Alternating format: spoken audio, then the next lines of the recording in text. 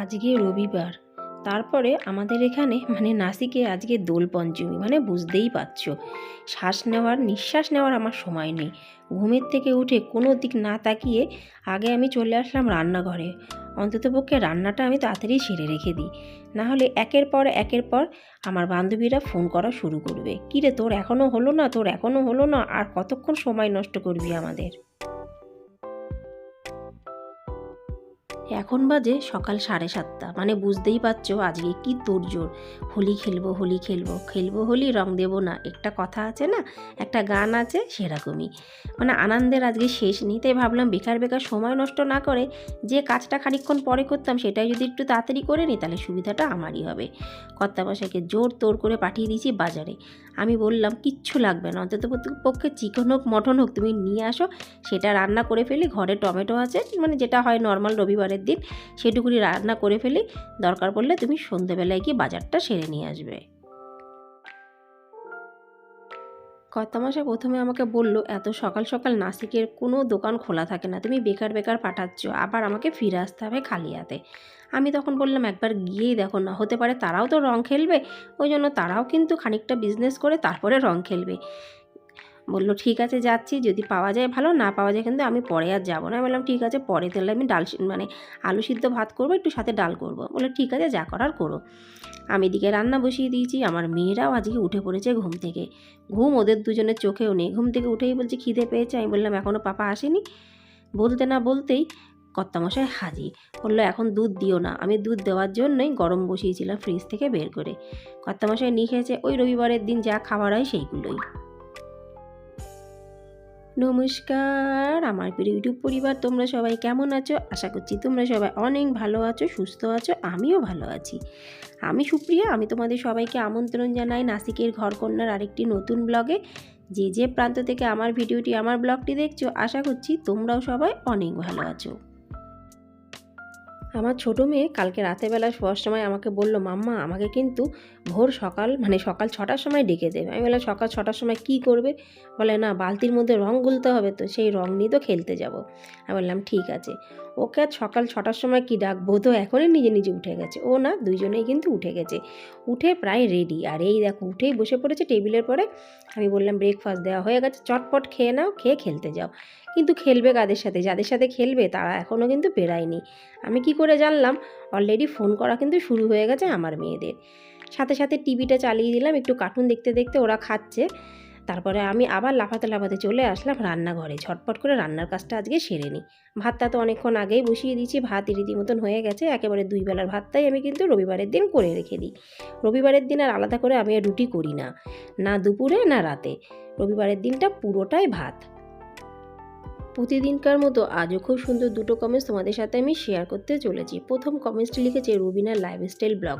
রুবিনা লিখেছে, নাসিক দিদি তুমি যে কথাগুলো বললে, কথাগুলো অতি বাস্তব, ঠিক কথা বলেছো।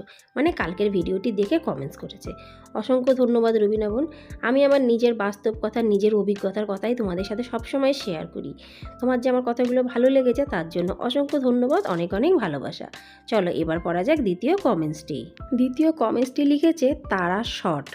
তারা দিদিভাই লিখেছে, সুপ্রিয়াদি তুমি যে কথাগুলো বলেছো কথাগুলো সত্যি, তার থেকেও বড় কথা হলো এই পরিবারে এসে এই ইউটিউব ফ্যামিলিতে এসে ভালো লাগে ভিডিও করতে, আনন্দ পাই, কষ্ট হয় ঠিকই বলেছে দিদিভাই। তার সবাই আমরা একই চিন্তাভাবনা রাখি আর একই ধরনের মানসিকতাতে আমরা সবাই এগাতে চেষ্টা করি। অসংখ্য ধন্যবাদ দিদিভাই। সবাই আমরা এগাবো, একসাথে না হলেও আগে পরে এগাবো অবশ্যই। তোমাদের সাথে কথা বলতে রান্না করছিলাম, দেখো তার সাথে গ্যাসের সিলিন্ডার এদিক ওদিক করছি। কেন জানো? গ্যাস ফুরিয়ে গেছে। হঠাৎ করে গ্যাসটা ফুরালো, হঠাৎ করেই ফুরায়, কিন্তু কর্তামশাই ভাগ্যিস ঘরে ছিল, নাহলে আমার একার পক্ষে না গ্যাসের সিলিন্ডার নিয়ে গিয়ে গ্যাস লাগানোটা খুবই কষ্টদায়ক হয়ে ওঠে। তা ভাবলাম যে গ্যাসের সিলিন্ডারটা লাগানো হয়ে গেছে, আগে আমি জলখাবারটা খেয়ে নিই। সবার খাওয়া হয়ে গেছে, আমারই শুধু বাকি ছিল। তা ভাগ্যি ভালো যে ভাতটা হয়ে গেছে, নাহলে আধা ভাত অবস্থাতে যদি গ্যাসের সিলিন্ডারটা লাগাতে হতো তাহলে কিন্তু ভাতটা প্রায় খারাপ মতন হয়ে যায়। এটা আমার নিজস্ব বাস্তব অভিজ্ঞতা দিয়ে বলছি।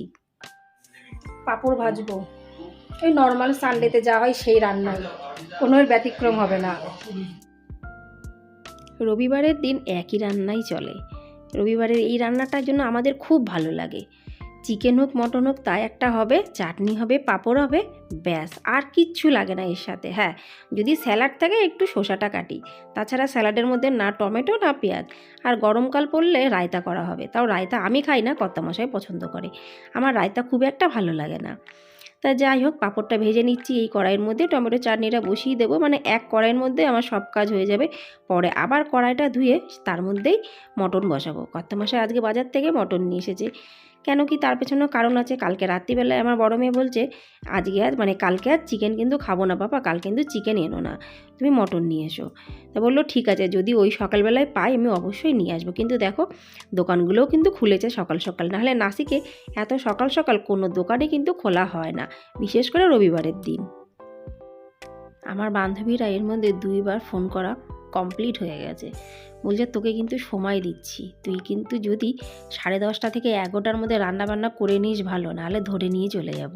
মানে রীতিমতন কিন্তু আমাকে হুমকি দিচ্ছে। আমি বললাম দেখ 10:30টার মধ্যে তো আমার পক্ষে সম্ভব হবে না, কিন্তু আমি কথা দিচ্ছি 11টার মধ্যে আমি আমার রান্না কমপ্লিট করব। বললো ঠিক আছে, 11টা পর্যন্ত লাস্ট সময়, তার মধ্যে কিন্তু তোর রান্না হলে হবে, না হলে না হবে, এই যে অবস্থায় থাকবি ওই অবস্থায় কিন্তু তোকে নিয়ে চলে যাব। আমি বললাম ঠিক আছে। ওই জন্য বন্ধুরা দেখো আজকে আমি রান্নাঘরের থেকে এক ফোঁটাও এদিক ওদিক যাচ্ছি না। কেন কি, রান্নাটা করতেই হবে, যতই রং খেলি না কেন, কে কোথায় খাবো, দুপুরের খাবার হোক আর রাতের খাবার হোক। ওই জন্য রান্নাটা ছাড়া আমি এদিক ওদিক যাওয়ার সময়টা নষ্টই করব না, আমি রান্নাটা করব, তারপরে আমি বেরিয়ে পড়ব। সেই টার্গেটটাই কিন্তু আমি সকালবেলার থেকে মাথায় রেখেছি। তা যথারীতিভাবে পাঁপড় ভাজাটা হয়ে গেল, এবার টমেটো চাটনিটা বসাবো। মটনটা ধোয়া আমার হয়ে গেছে। আর আজকে টমেটো চাটনি মানে মটনের মধ্যে না বেশ খানিকটা ধনেপাতা আর বেশ খানিকটা টক দই দেবো।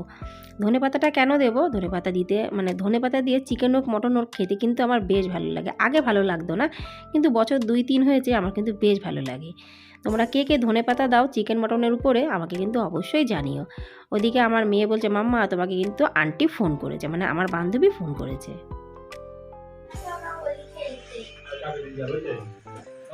আমি খেলতে যাচ্ছি।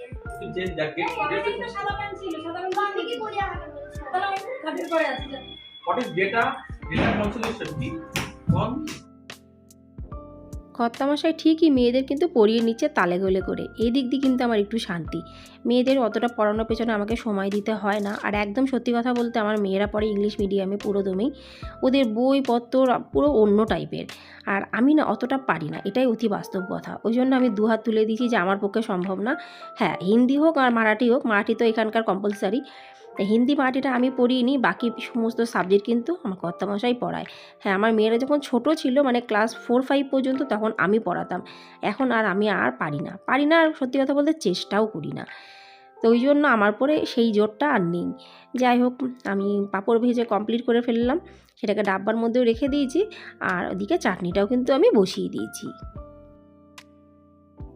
হয়তো আমি একটু যদি চেষ্টা করি আমি অবশ্যই মেয়েদের পড়াতে পারবো। আমিও একদম যে পড়াশুনো পারি না তা না, আমিও অনেক দূর পড়াশুনো করেছি, কিন্তু সেই ন্যাকটা আমার আর নেই, যেহেতু এই দিকে মনটা গেছে এই প্ল্যাটফর্মের দিকে।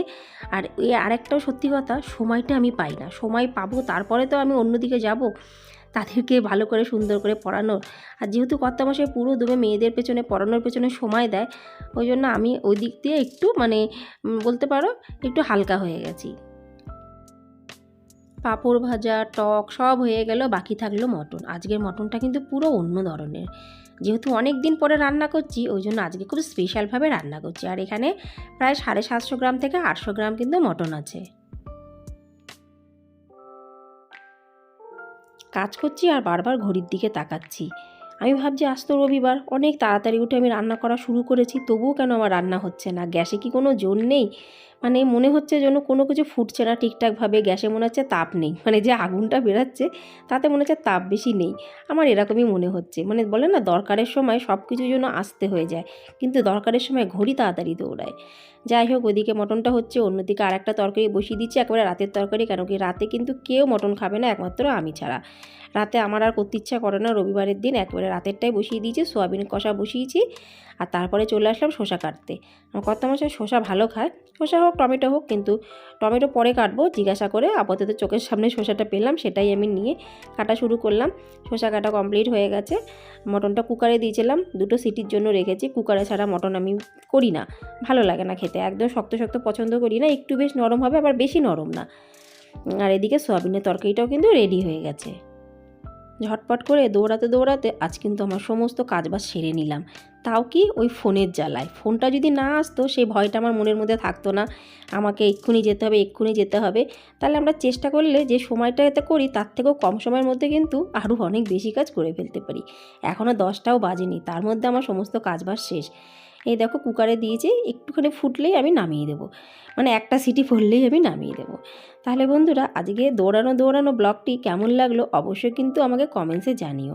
আজকে ভিডিওটি এখানে সমাপ্ত করছি। ভালো লাগলে লাইক, সাবস্ক্রাইব, শেয়ার, কমেন্টস করে পাশে থেকো। আবার তোমাদের সাথে দেখা হবে পরবর্তী ব্লগে। ততক্ষণের জন্য নমস্কার।